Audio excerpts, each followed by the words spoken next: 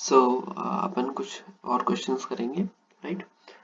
But उसको करने से पहले एक रिक्वेस्ट है सभी से, मतलब जो लोग इसको देख रहे हैं, अपन यहाँ पे PYQ सॉल्व कर रहे हैं, राइट।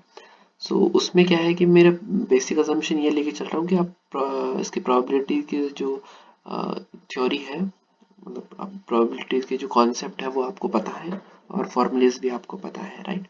उसके बाद अपन इस फोकस क्या होगा कि अपन क्वेश्चंस को कैसे अप्रोच कर रहे हैं, उस पे अपना पूरा फोकस होगा, ठीक है। सो उस चीज पे अपना फोकस होगा।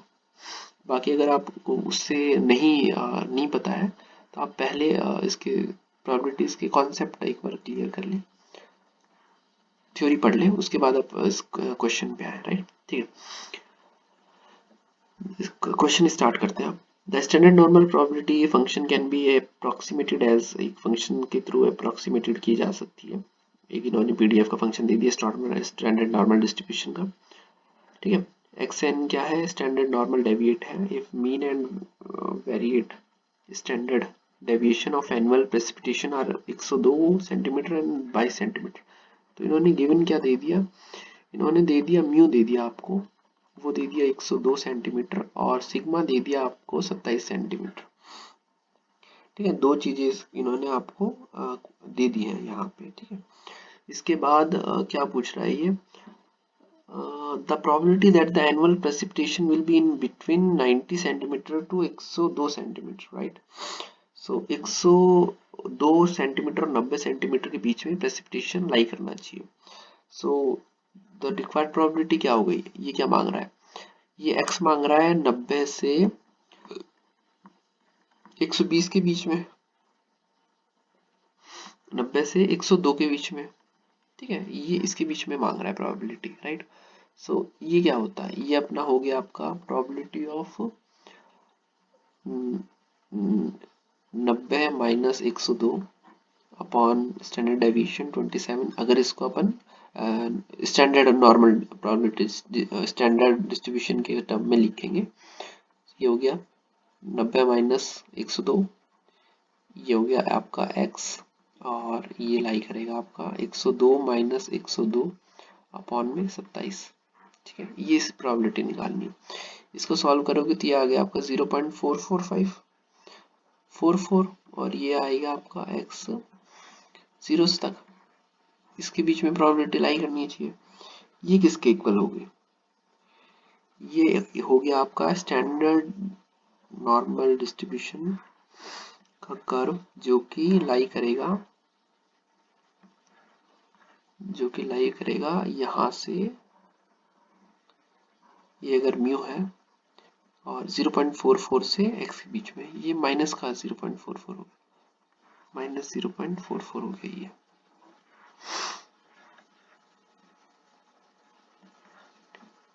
ये हो गया माइनस 0.44, ठीक है। तो ये यहाँ पे अगर माइनस, ये जीरो के अराउंड हो गया, ये स्टैंडर्ड उसकी बात कर रहा हूँ मैं, स्टैंडर्ड नॉर्मल डिस्ट्रीब्यूशन कर्व की। तो ये जीरो, और ये इसका स्टैंडर्ड डेविएशन कितना होता है, 1 होता है, तो ये -1 हो गया। तो ये बात कर रहा है कहीं इस एरिया के बीच की, यहाँ से लेके और जीरो के बीच की, ये हो गया आपका -0.44। तो ये किसी इस एरिया की बात कर रहा है, ठीक है। इस एरिया को निकालने के लिए अपन क्या बोल सकते हैं, अपन बोल सकते हैं कि मैं इस पूरे में से मतलब इधर का जो पूरा लेफ्ट हैंड साइड का एरिया है, आधा लेफ्ट हैंड साइड का, उसमें से ये 0.44 का एरिया माइनस कर दूंगा। तो मैं इसको क्या ये बोल सकता हूँ, F of probability of zero minus probability of 0.44, ये भी नेगेटिव का, इसके इक्वल होगी इसकी प्रोबेबिलिटी, करेक्ट। सो ये कहाँ से निकाल सकते हैं, ये अपन निकाल सकते हैं फंक्शन से, फंक्शन इन्होंने दिया है। तो ये हो गई F of zero minus F of minus 0.44। अब इसकी वैल्यू रख लो, किसकी फंक्शन में इनकी वैल्यू रख दो। सो ये वैल्यू है 1/1 प्लस एक्सपोनेंशियल ऑफ, इसको एक्सएन से मल्टीप्लाई करोगे तो ये टोटल आपका जीरो हो गया, तो ये एक्सपोनेंशियल ऑफ हो गया जीरो, माइनस 1/1 प्लस e की पावर माइनस 1.7255 इंटू में एक्सएन कितना है आपका 0.44, माइनस 0.44 इंटू मॉडुलस ऑफ 0.44 की पावर 0.12, ये इसकी पावर होगी। तो इसको अगर आप सॉल्व करोगे, या आपको कैलकुलेटर की हेल्प से सॉल्व करना पड़ेगा, तो ये वैल्यू कितनी आ जाएगी आपकी 0.5, और ये वैल्यू आ जाएगी आपकी 0.3345। तो इसकी फाइनल वैल्यू कितनी होगी, ये होगी 0.1655, तो 16.7% हो गया। ये हो गया इसकी डायरेक्ट मेथड। अब देखो इसका M2 मेथड जो है विजुअलाइजेशन से अपन कैसे सॉल्व कर सकते हैं जल्दी से। अगर आप इसको ध्यान से देखो तो ये सिमेट्रिक, म्यू के अराउंड सिमेट्रिक होता है। जब ये म्यू के अराउंड सिमेट्रिक है तो इसका इधर वाला एरिया 50% हो गया, इधर वाला 50% हो गया, मतलब ये वाला एरिया 50% है, और इधर ये 50% इधर वाला है, ये 50% एरिया है इसका। अब ये जो एरिया है ये 50% से कम है, तो जो भी ऑप्शन 50% से ज्यादा है और या 50% है वो हो गए डायरेक्टली कैंसल आउट। अब देखो, अब दो ऑप्शन बचते हैं 33 और 16।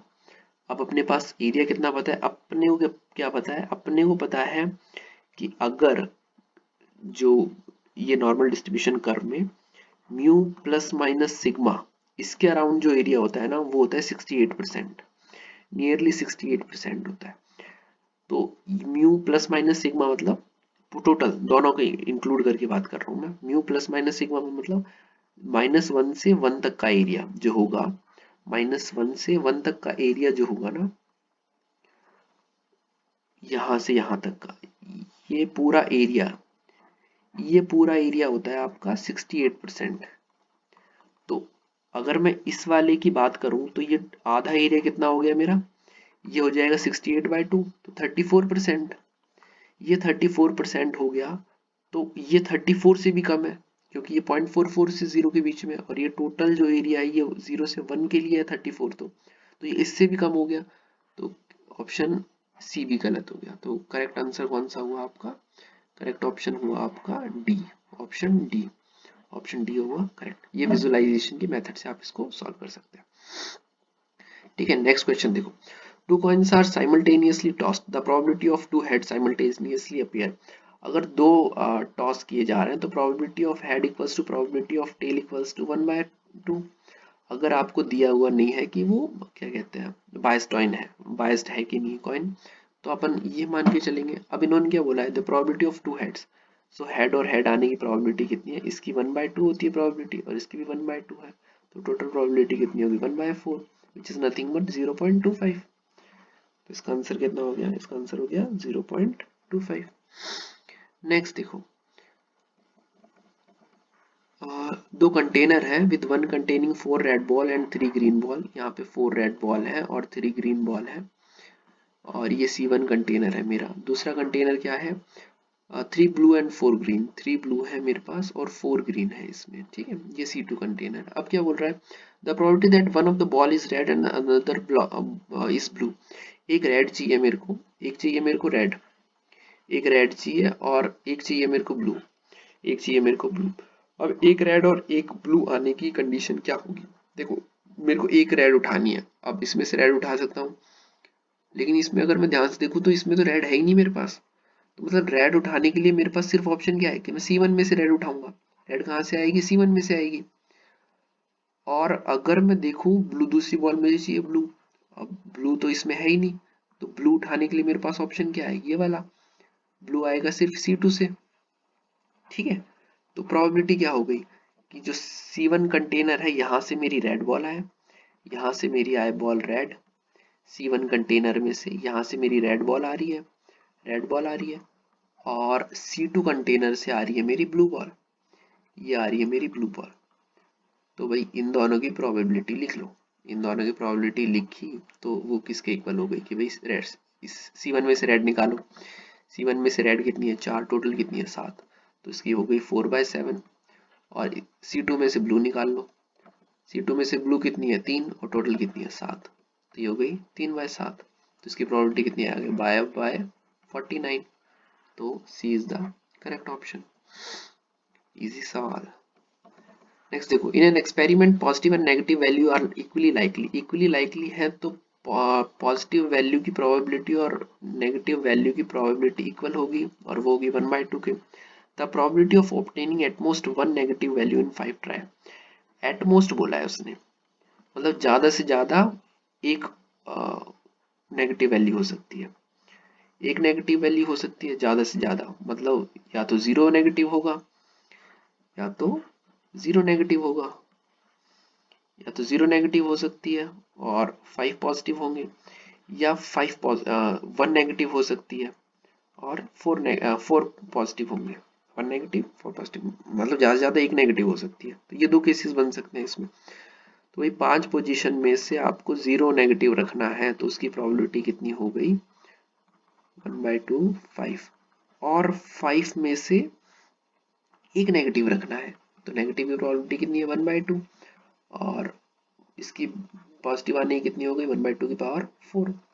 अपन ने बाइनोमियल पॉलिनोमियल डिस्ट्रीब्यूशन का फॉर्मूला लगा दिया। ठीक है, तो ये कितना हो गया, ये हो गया 5/32 और ये कितना हो गया 1/32 विच इज इक्वल्स टू 6/32। तो करेक्ट ऑप्शन कौन सा हो गया, डी वाला।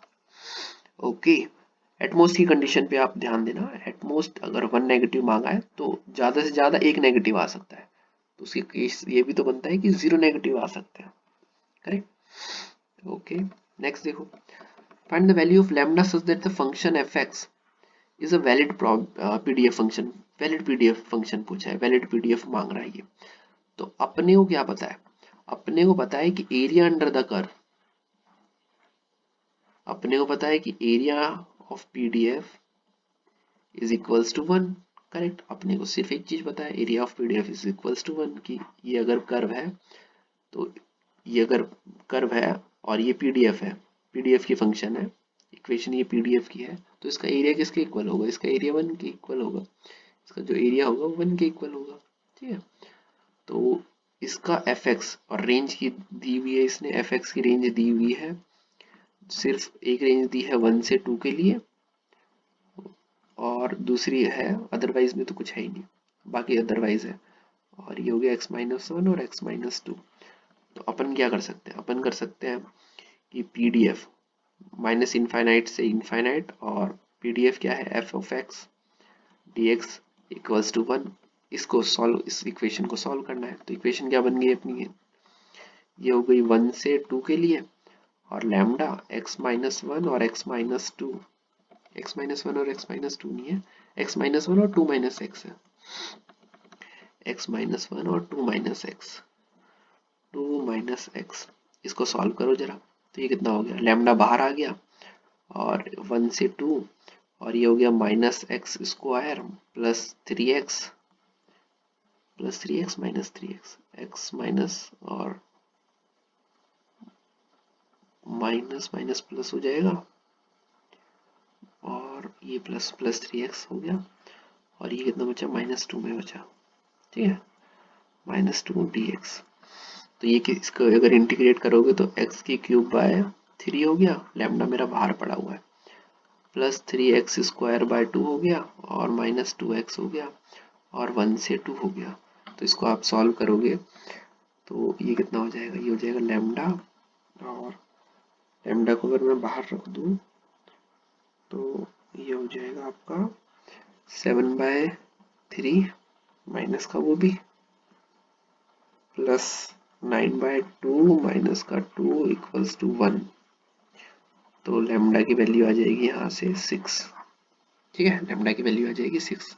इसका एलसीएम हो गया 3 दूनी 6, और यहाँ पे नीचे 6 आ गया ऊपर से, तो यहाँ से 3 गया, 7 दूनी 14, और ये हो गया 9 27, और ये हो गया 6 दूनी 12, 12 और 14 26, और 27 एक का पॉजिटिव, इन दोनों का साइन नेगेटिव, तो 26 माइनस 27 एक बच गया। तो एक बराबर लैम्डा बराबर नीचे 6, तो 6 इधर भेज दिया मैंने, तो लैम्डा बराबर आ गया मेरा 6। ओके, नेक्स्ट है, इजी है, सॉल्यूशन सॉल्व कर सकते हैं आप, है ना। Okay, the annual precipitation data of A city is normally distributed है, बहुत अच्छी बात है। With mean and standard deviation, mean they दिया इन्होंने 1000 और स्टैंडर्ड डेविएशन दे दिया इसने, मीन अगर 1200 है, गिवन क्या दे दिया, मैं सीधा ग्राफ बना लेता हूँ, मीन दे दिया आपको 1000 और स्टैंडर्ड डेविएशन दे दिया आपको 200। ठीक है, तो ये वाला फर्स्ट कितना हो गया, ये होता है म्यू प्लस सिग्मा, और इधर ये फर्स्ट कितना होता है, ये होता है म्यू माइनस सिग्मा। तो ये हो गया 1200 और ये हो गया 800, करेक्ट। अब देखो the probability that the annual precipitation will be more than 1200, more than 1200 मतलब मोर देन 1200, ये वाला एरिया पूछा है इसने। अब एग्जांपल देख लो, सॉरी ऑप्शन देख लो, बड़े प्यारे ऑप्शन है। 100% तो तब होता जब ये टोटल एरिया पूछा होता, 50% तब होता, तो ये फर्स्ट ये तो गलत हो गया, डी ऑप्शन तो गलत हो गया। 50% तब होता जब ये इसका आधा होता, क्योंकि ये और ये टोटल 50% म्यू के अराउंड डिस्ट्रीब्यूटेड, इक्वली डिस्ट्रीब्यूटेड है, तो ये इधर भी 50% इधर भी 50% एरिया है इसका, बट ये इससे इधर से 1200 से आगे आगे का पूछा है, तो ये 50% है, नहीं है, तो ये भी गलत हो गया। 75 भी नहीं है, 75 ये तब होता जब ये पूरा इधर वाला एरिया पूछता अपना, ये वाला पूरा एरिया पूछता ना, तब ये 75 के इक्वल होता, पर इसने ये आगे इधर इधर का पूछा है, तो ये किसके इक्वल है, लेस देन 50%। ठीक है, तो c is the a is the correct option, ये जो है वो आपका करेक्ट ऑप्शन हो गया। ठीक है, नेक्स्ट देखो, okay, 1 hour rainfall of 10 centimetre has return period of 50 year. मान लो ये कोई इवेंट है, 1 घंटे बारिश होती है 10 सेंटीमीटर की, इसका जो रिटर्न पीरियड है वो है 50 ईयर्स। तो अगर ये मुझे 1 साल में करवानी हो तो 1/50, करेक्ट, इन 1 ईयर, 1 ईयर में कितनी हो गई इसकी, 1/50, 1/50 हो गई। तो प्रोबेबिलिटी कि 1 साल में होगी उसकी वो कितनी हो गई, probability of this event x, event इसको इवेंट मान रहा हूँ, event x happened in 1 year is equals to 1/50, once in a year, once in a year, 1/50 हो गई।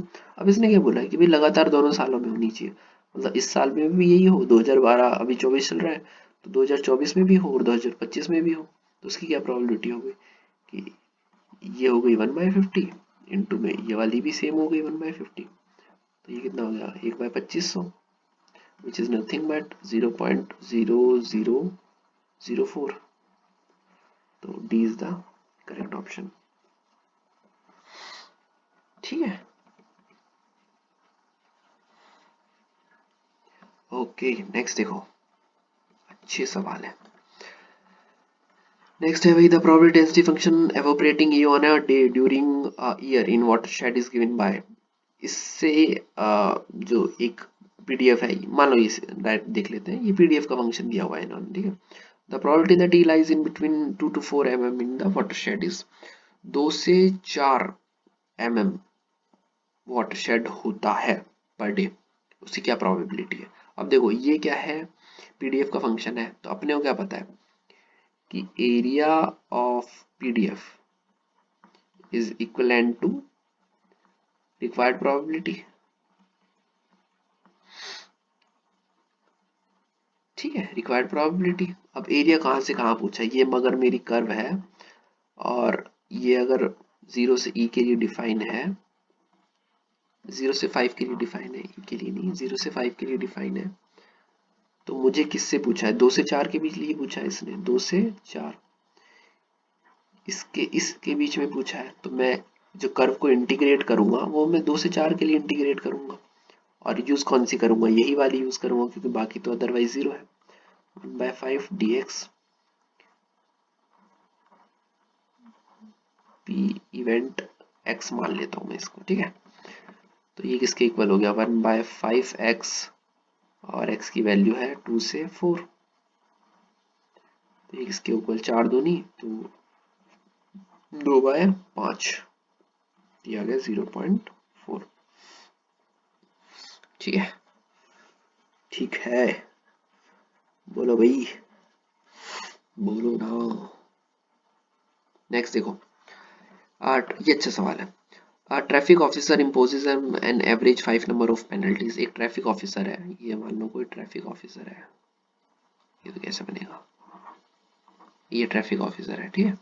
ये रोजाना 5 पेनल्टीज लगाता है, ऑन एन एवरेज 5 पेनल्टीज लगाता है, ठीक है। assume that the number of penalties on a different days is independent। आज की और कल की और पुराने बीते हुए कल की, इनकी जो पेनल्टीज है वो इंडिपेंडेंट है, ठीक है। ऐसा नहीं है कि आज 5 लगा रहा है तो कल भी 5 ही लगाएगा या कल 6 ही लगाएगा। वो इंडिपेंडेंट है, वो 6 भी लगा सकता है, 5 भी लगा सकता है, 4 भी लगा सकता है, 2 भी लगा सकता है, 50 भी लगा सकता है, वो उसकी मर्जी। लेकिन इसने क्या अच्छी बात बता दी, ये बता रहा है कि पॉइजन डिस्ट्रीब्यूशन फॉलो कर रहा है। जो इवेंट है वो पॉइजन डिस्ट्रीब्यूशन फॉलो कर रहा है। पॉइजन डिस्ट्रीब्यूशन फॉलो कर रहा है तो इसका एफएक्स कितना होता है, इसका एफएक्स होता है e raised to power minus mu dot mu raised to power r upon r factorial, where mu is mean और r क्या है, उस इवेंट की होने की जो फैक्टर है वो। अब देखो, the probability that there will be less than 4 penalties in a day, less than 4 penalties, probability जो पूछी है, प्रोबेबिलिटीज x जो इवेंट है वो लेस देन 4। तो इसका क्या मतलब है कि 4 पेनल्टीज लग रही है, तो क्या हो सकता है कि 0 पेनल्टी लगी हो, 1 पेनल्टी लगी हो, 2 पेनल्टी लगी हो या 3 पेनल्टी लगी हो। 4 से लेस देन चाहिए ना अपने को, तो लेस देन चाहिए, not less than equals to less than चाहिए, तो 4 से कम की प्रोबेबिलिटीज हो गई। अब इसका इवेंट, इस पर्टिकुलर प्रोबेबिलिटीज के इवेंट का आकर होने का फंक्शन अपने को दे रखा है ये, क्योंकि ये पॉइजन डिस्ट्रीब्यूशन फॉलो कर रहा है। तो पी ऑफ जीरो कितना हो गया, e raise to power minus mu dot mu raise to power 0 upon 0 factorial plus e raised to power minus mu dot mu raised to power 1 upon 1 factorial plus e raised to power minus mu dot mu raised to power 2 upon 2 factorial plus e raised to power minus mu dot mu raised to power 3 upon 3 factorial। अब देखो इसको जरा कर लो आप solve. Mu कितना है अपना, mu अपना 5 पेनल्टीज गिवन है ना, on an average 5 penalties, number of penalties, तो म्यू कितना हो गया 5, तो ये कितना हो गया माइनस म्यू, ये तो हो गया 1, ये हो गया 1, तो ये हो गया e raise to power minus mu dot mu plus e raise to power minus mu dot mu square upon 2 और e raise to power minus mu dot mu की क्यूब अपॉन 6। इसको आप जरा सॉल्व कर लेना। इसको अगर आप सॉल्व करोगे तो जो फाइनल आउटकम आएगा वो कुछ होगा इस प्रकार से। म्यू की वैल्यू रख दो भाई, म्यू की वैल्यू रख दो, म्यू की वैल्यू रख दी मैंने -5, 50, 25 बाय 2 और 125 बाय 6। तो फाइनल आंसर लिख रहा हूं मैं यहाँ पे, ये हो जाएगा आपका 0.265, 0.265, ठीक है, ये हो जाएगा आपका फाइनल आंसर। ओके, चलते हैं नेक्स्ट सवाल पे। नेक्स्ट सवाल की तरफ। A fair coin is tossed 4 times in succession and resulted in the following outcome। 4 bar coin को टॉस किया गया है और जिसमें आया क्या है, हेड हेड हेड और हेड आया है। इसने आउटकम भी लिख के दे दिया। अब क्या बोल रहा है, the probability of obtaining a tail when the coin is tossed again. यहाँ पे है तो इस पे टेल आने की क्या प्रोबेबिलिटी है, तो भाई देखो अनबाइस्ड कॉइन है, अनबाइस्ड कॉइन में probability of head equals to probability of tail equals to 1/2। अगर यहाँ पे आया है तो ये इंडिपेंडेंट इवेंट्स होते हैं। अगर आप कॉइन को उछाले जा रहे हो, सोचो जरा कि अगर आप कॉइन को उछाल रहे हो, मान लो मैंने पहली बार उछाला, तो वो क्या आ सकता है, हेड भी आ सकता है, टेल भी आ सकता है, दोनों में से कुछ भी आ सकता है, करेक्ट। वैसे ही दूसरी बार उछाल रहा हूँ तो भी वो हेड आ सकता है, टेल भी आ सकता है। फिर मैं तीसरी बार उछाल रहा हूँ तो क्या आ सकता है, हेड आ सकता है, टेल आ सकता है। मान लो कि मेरे को हर बार हेड हेड हेड हेड मिले जा रहा है और मैंने 10 लाख बार उछाल लिया उसको, फिर भी मेरे को हेड ही मिल रहा है, तो क्या कोई भी ये गारंटी दे सकता है कि अगली बार मैं जब उछालूंगा तब भी मेरे को हेड मिलेगा?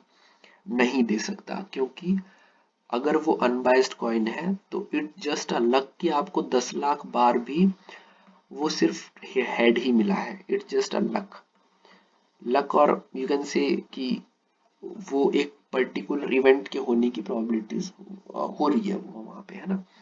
लेकिन ऐसा नहीं, कोई गारंटी नहीं दे सकता कि अगली बार आप टॉस करोगे 1 लाख प्लस 1 बार जब टॉस करोगे तो ये भी हेड ही आएगा। अगर वो अनबाइस्ड कॉइन है तो ये टेल भी आ सकता है। इन दोनों की आने की प्रोबेबिलिटी इक्वल इक्वल है और वो किसके बराबर है, 1/2 के बराबर है।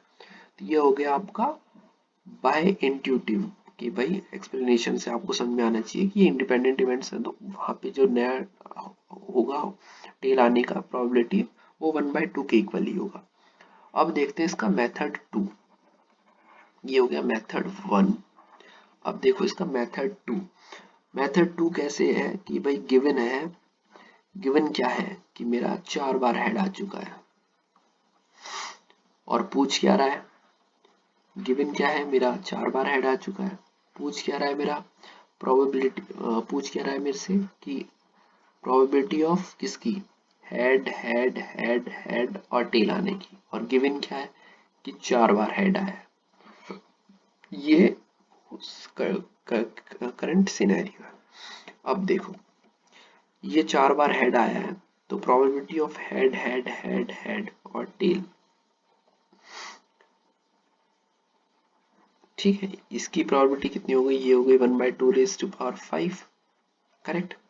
और probability of head head head और हेड की कितनी हो गई, ये हो गई 1/2⁴। हो गई कि नहीं, बोलो भाई, बोलो ना, हो गई कि नहीं। तो टोटल प्रोबेबिलिटी कितनी हो गई, इसकी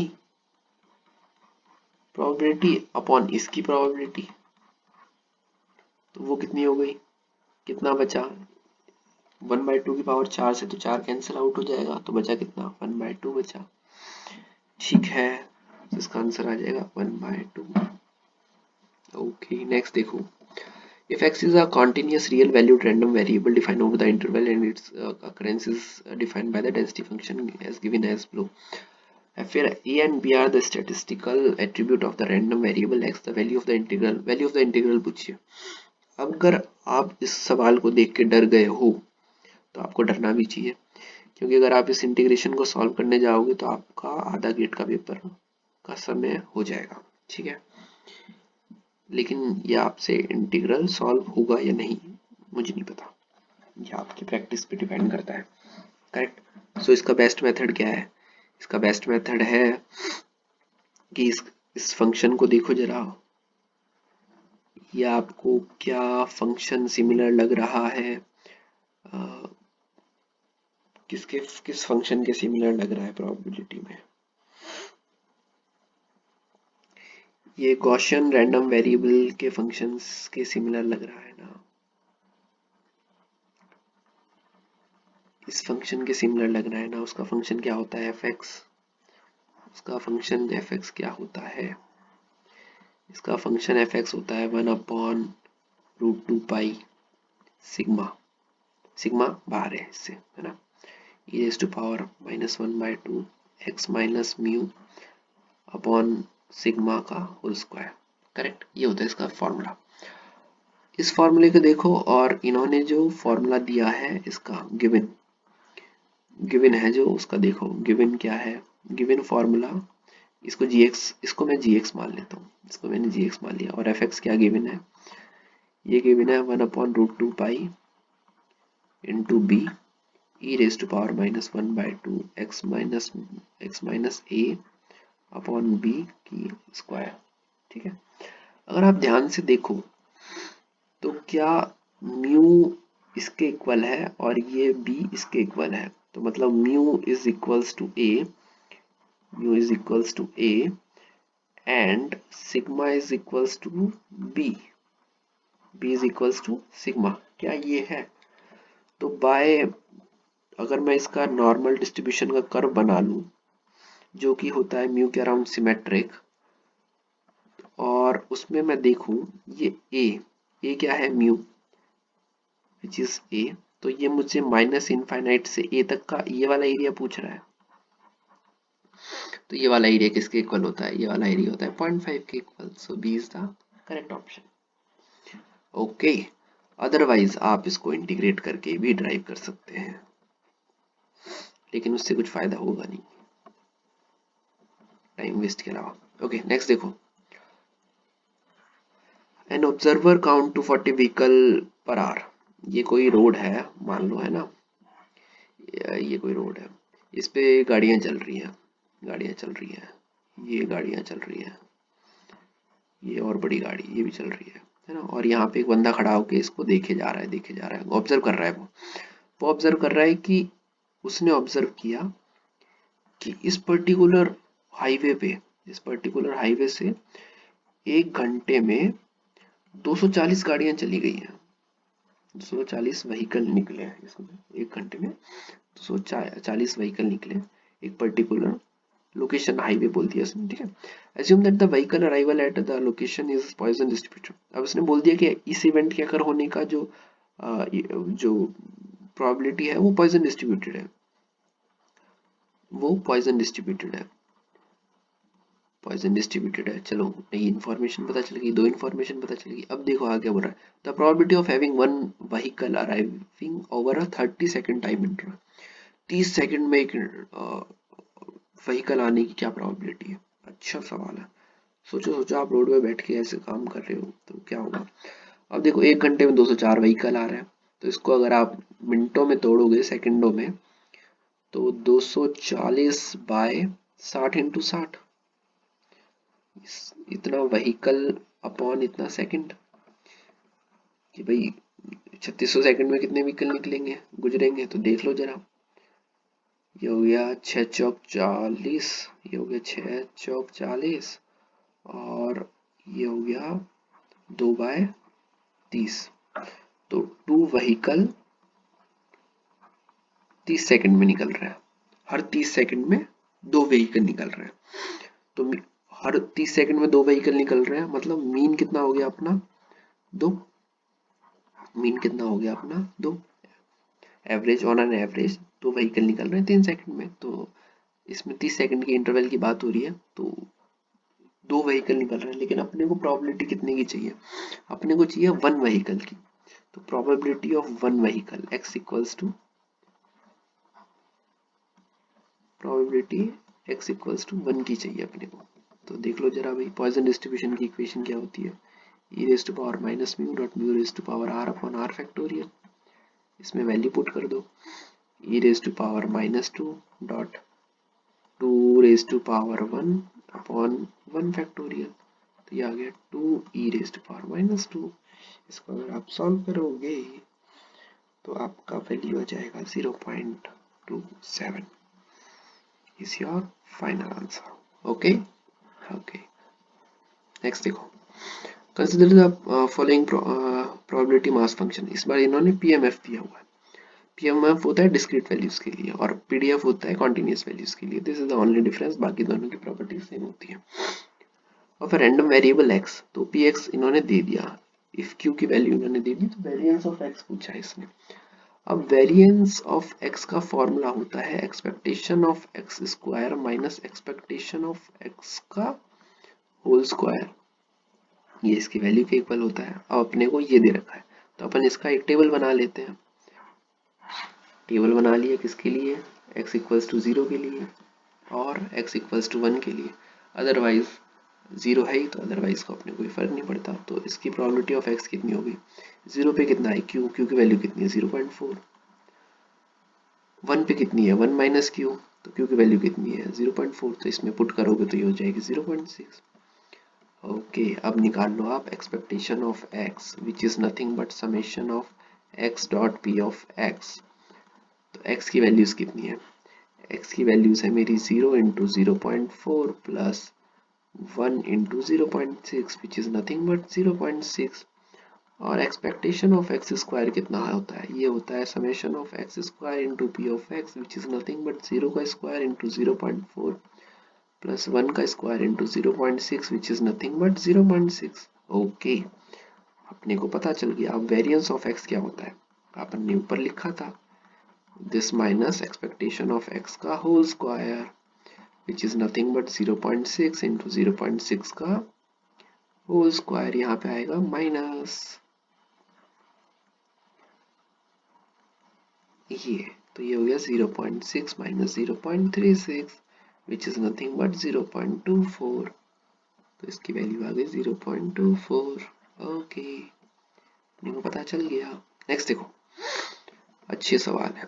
नेक्स्ट देखो, for probability density function of a random variable x, ये एफ एक्स दे दिया, the mean of random variable, mean पूछ रहा है। तो अगर अपने को एफ एक्स दे दिया और मीन पूछ रहा है तो mu is equals to nothing but X of F X, जो अपन ने ऊपर किया था।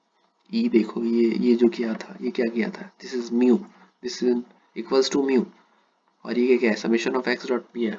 ये तब क्या है जब अपन ने वैल्यूज जो है वो डिस्क्रीट है, लेकिन कॉन्टिन्यूस वैल्यूज के लिए क्या हो जाएगा, इंटीग्रेट करना पड़ेगा अपने को एक्स से एफ एक्स के लिए dx के रेस्पेक्ट में। तो ये माइनस इनफाइनाइट से इनफाइनाइट के लिए इंटीग्रेट करेंगे, बट जो बाकी वैल्यूज होंगी, मान लो इसको मैंने माइनस इनफाइनाइट से इनफाइनाइट के लिए इंटीग्रेट किया, लेकिन अगर मैं इसको तोड़ के लिखूंगा तो माइनस इनफाइनाइट से और जीरो के लिए ये है जीरो dx, और बाकी के लिए कितना है, zero into x dot zero D x, और बाकी के लिए कितना है, जीरो से टू के लिए कितना है, x dot F x D x. Correct, तो ये वाला मेरा सीधा जीरो हो गया। तो मैं किसको इंटरेस्टेड हूँ, मैं सिर्फ इसमें इंटरेस्टेड हूँ, x F x D x में। ये वैल्यू कितनी है मेरी, जीरो से टू के लिए है, राइट। तो इसको देखो, x F x D x, F x कितना है मेरा, एफ एक्स है मेरा एक्स बाय फोर और फोर माइनस एक्स स्क्वायर, इसको इंटीग्रेट करना है जीरो से टू के लिए dx। ओके, ये कितना हो गया, एक्स स्क्वायर, और फोर से फोर इसको अगर आप सॉल्व करोगे तो ये हो गया x square minus x square by four upon four, और ये हो गया dx, और इसकी वैल्यू हो गई जीरो से टू के लिए। करेक्ट, इसको जरा सॉल्व करो, ये हो गया एक्स की cube upon three minus x की पावर फोर, फाइव, एक्स की पावर फाइव अपॉन ट्वेंटी, और वैल्यू कितनी आ गई आपकी, जीरो से दो के लिए। आ गई कि नहीं, आ गई ना। तो इसको अगर आप वैल्यू पुट करोगे तो ये हो गया आठ बाय तीन माइनस बत्तीस बाय बीस, और ये कितनी आ जाएगी, ये इसको आप सॉल्व करोगे तो 1.066 आ जाएगी, 1.066। इसका आंसर हो गया, मीन वैल्यू हो गई, मीन वैल्यू हो गई आपकी, ठीक है। ओके, नेक्स्ट देखो, पीडीएफ दे दिया इसने, probability density function of a random variable x is given below, ये दे दिया। अब P of x of less than four पूछ रहा है, लेस देन फोर ये पूछ रहा है। अगर पीडीएफ दिया है तो अपने को क्या पता है कि अगर मान लो ये पीडीएफ है और ये जीरो, ये जो पर्टिकुलर कर्व है ये वन से फाइव के लिए वैलिड है, और ये फोर से पीछे पीछे का पूछ रहा है, लेस देन फोर पूछ रहा है ना, तो ये यहाँ तक का पूछ रहा है।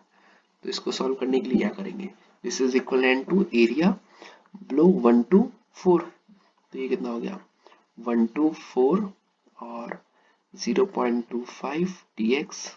करेक्ट, ये हो गया 0.25 इंटू एक्स वन से फोर के लिए, तो ये कितना हो गया 0.25 इंटू थ्री, तो ये हो गया 0.75 विच इज नथिंग बट 3/4। तो a is the correct option. Okay, next is देखो, the spot speeds expressed in kilometre per hour observe at a road section इतना इतना एंड इतना। द मीडियन पूछा है इसने, मीडियन, मीडियन क्या होता है, मीडियन होता है middle value, middle value after sorting, after sorting, data को शॉर्ट करने के बाद जो मिडिल वैल्यू आती है ना, डेटा को शॉर्ट करने के बाद जो मिडिल वैल्यू आती है उसको बोलते हैं मीडियन। करेक्ट, तो इसने मीडियन की वैल्यू पूछी है। अब मीडियन देखो, इसका मीडियन निकालना है तो इसको मीडियन निकालो, इसको पहले शॉर्ट करके लिखो, और ये ऑल्सो इक्वल है 50% के, 50%, ठीक है। तो इसको मीडियन वैल्यू निकालने के लिए इसको असेंडिंग ऑर्डर में लिख लो। असेंडिंग ऑर्डर में सबसे पहले क्या आएगा, 32, 32, फिर क्या आएगा 49, सॉरी 45, फिर 49, और फिर देखो 51, 53, 56, 51, 53, 56, अब आएगा 60, 62, 66, 60, 62, 66, और 1 बचा है 79। टोटल वैल्यूज काउंट कर लो, 1 2 3 4 5 6 7 8 9 10 और 3 और 3 6 और 3 9 और 10 10 ये है।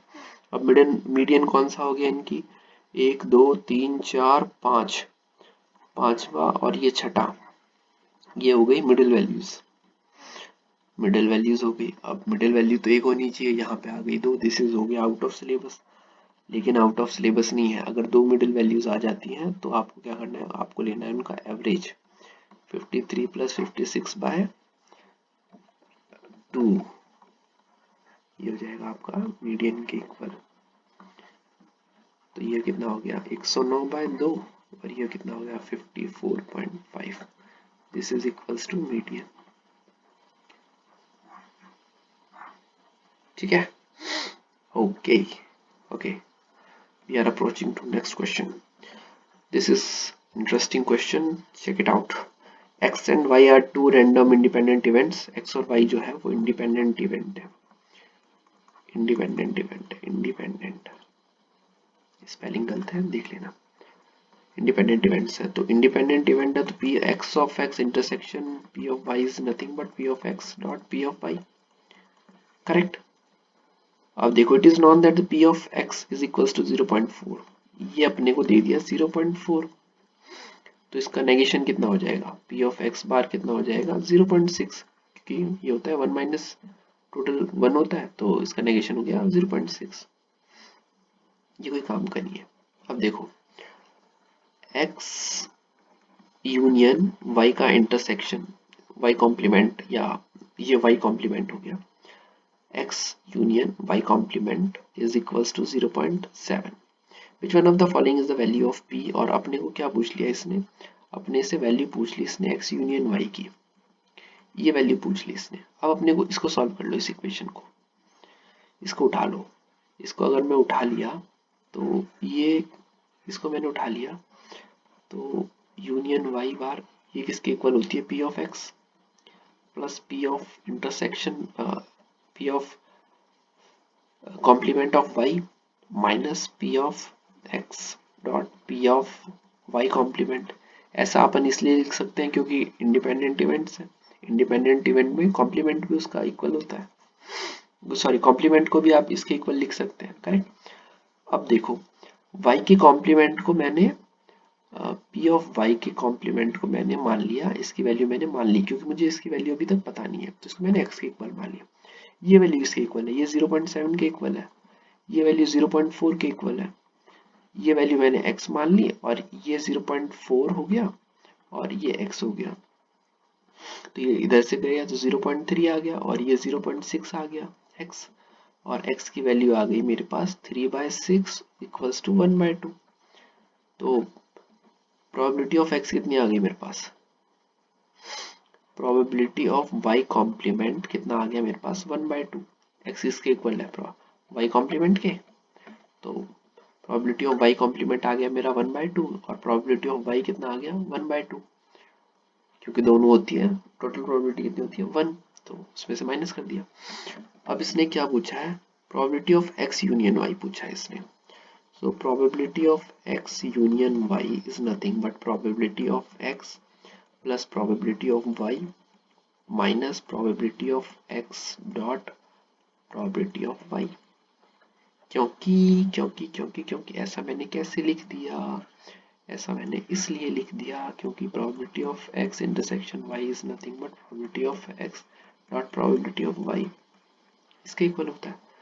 अब देखो इसकी वैल्यू कितनी है 0.4, इसकी वैल्यू कितनी है 0.5, इसकी वैल्यू कितनी है 0.4 इंटू 0.5, तो ये कितना हो गया 5 और 4 9, 0.9 माइनस 0.2, तो ये कितना हो गया 0.7 के इक्वल हो गया probability of x union y। ये आ गया आपका फाइनल आंसर, ठीक है 0.7, a is the correct option.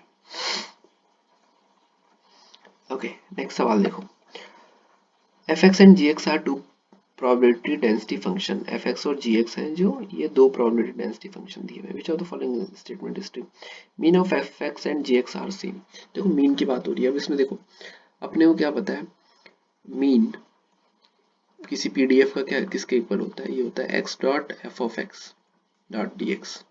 इसको इंटीग्रेट करेंगे माइनस इनफाइनाइट से इनफाइनाइट, मतलब इन दोनों इक्वेशंस को जीरो से माइनस इनफाइनाइट से जीरो और जीरो से इनफाइनाइट के लिए आप इंटीग्रेट कर दोगे तो वो हो जाएगा आपका mean into x, x into F x F of x. Similarly इसको भी आप x dot G of x को इंटीग्रेट कर दोगे आप, तो इन दोनों का मीन आ जाएगा, करेक्ट। तो यहाँ से आप निकालोगे मीन 1 और यहाँ से निकालोगे आप मीन 2। इन दोनों को कंपेयर कर देना है ना, चेक कर लेना कि सेम है कि नहीं। फिर देखो, फिर इसने क्या बोला है, वेरिएंस पे बात हो रही है। तो वेरिएंस का फॉर्मूला क्या होता है, variance of x equals to होता है एक्सपेक्टेशन ऑफ x का square minus expectation of x का whole square, correct. So mean ये हो जाएगा, ये वाली जो टर्म है ये मीन के इक्वल है, this is equals to mean, ठीक है, ये हो जाएगी मीन के इक्वल। और एक्सपेक्टेशन ऑफ एक्स स्क्वायर को निकालने के लिए क्या करोगे आप, इसको निकालने के लिए आप करोगे इसको integrate x square dot F x D x, ठीक है। तो इसको इंटीग्रेट कर दोगे एक्स स्क्वायर से मल्टीप्लाई करने के बाद एफ एक्स को, तो ये आ जाएगा आपका ये एक्सपेक्टेशन ऑफ एक्स स्क्वायर, और उसके बाद दोनों को सेपरेट कर दोगे तो आपको वेरिएंस मिल जाएगा, और वेरिएंस आप कंपेयर कर लोगे। कुछ नहीं है, लेंदी है, तो मैं इसको स्किप कर रहा हूँ, ये आप होमवर्क के लिए मान सकते हैं, do it yourself, do it yourself just because it's only a integration, ठीक है। सो डू इट योरसेल्फ,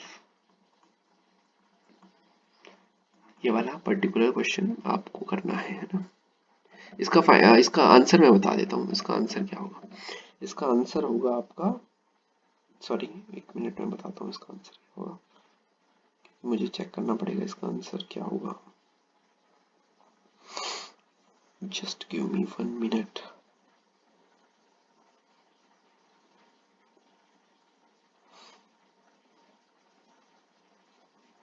हाँ ओके, इसका करेक्ट ऑप्शन है option B.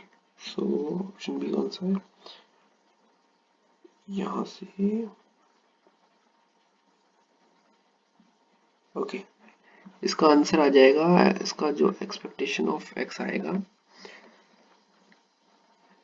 E of F x आएगा, वो आपका आएगा 0, और ई ऑफ जी एक्स आएगा आपका, वो भी 0 आएगा, और ई ऑफ जो जी एक्स आएगा वो भी 0 के इक्वल आएगा, ठीक है। तो ये तो हो गया mean of F X and G X, तो सेम आ जाएगा। और वेरिएंस ऑफ एफ एक्स आएगा, ये आएगा आपका ए की क्यूब बाय 6, और वेरिएंस ऑफ जी एक्स आएगा आपका, ये आएगा आपका ए की cube by 2,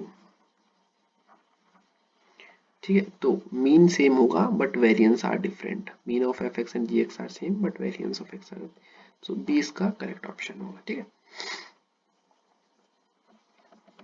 okay, next is a two-faced fair coin has its faces designated as head and tail. This is coin is tossed 3 times in succession to record the following outcome.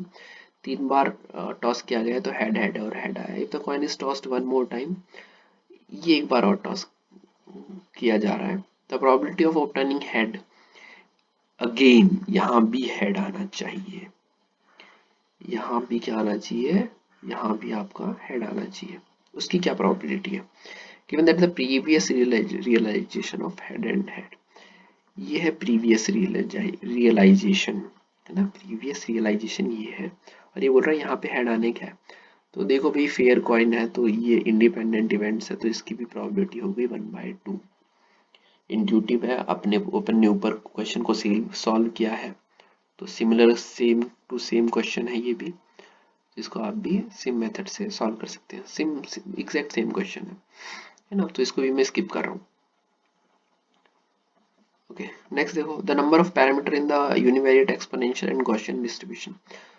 तो इन्होंने parameter की बात करी है। अब univariate exponential में equation क्या होती है, यूनिवेरिएट एक्सपोनेंशियल की इक्वेशन, इसकी इक्वेशन होती है lambda e raise to power lambda X, और x जो है वो ग्रेटर देन 0 होना चाहिए। x जो है वो आपका ग्रेटर देन और इक्वल्स टू 0 होना चाहिए। ये होती है आपकी लैम्डा। तो जहां पे lambda is nothing but mean.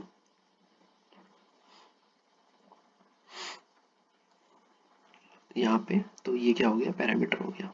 Sorry, lambda is one by mean, 1 by mu होता है ये। तो एक पैरामीटर आपका ये हो गया, ठीक है, 1 पैरामीटर। एक पैरामीटर आपका यहाँ से हो गया। और दूसरा देखो, दूसरा दिया है इन्होंने गॉसियन का डिस्ट्रीब्यूशन। सो गॉसियन डिस्ट्रीब्यूशन में इसकी इक्वेशन क्या होती है? इसकी इक्वेशन होती है F X equals to 1/√2 pi into sigma e is to power -1/2 x minus mu upon sigma का होल स्क्वायर। अब यहाँ पे पैरामीटर कौन कौन से हो गए? यहाँ पे पैरामीटर हो गए सिग्मा जो कि होता है स्टैंडर्ड डेविएशन, और ये सिग्मा ये हो गया आपका स्टैंडर्ड डेविएशन, और म्यू हो गया आपका मीन। तो यहाँ पे पैरामीटर हो गए आपके 2 पैरामीटर, ठीक है। तो एक क्वेश्चन में इसने पूछा है कि कितने पैरामीटर, नंबर ऑफ पैरामीटर। तो एक्सपोनेंशियल में 1 है और गॉसियन में 2 है, तो 1 and 2 B is the correct option. Okay, thank you. One more thing, इसका जो ये जो पीडीएफ है, ये जो अपन ने सॉल्यूशन किए हैं, इसकी पीडीएफ का लिंक मैं डिस्क्रिप्शन बॉक्स में डाल दूंगा, तो आप वहां से इसको डाउनलोड करके चेक कर सकते हैं, ठीक है। Thank you.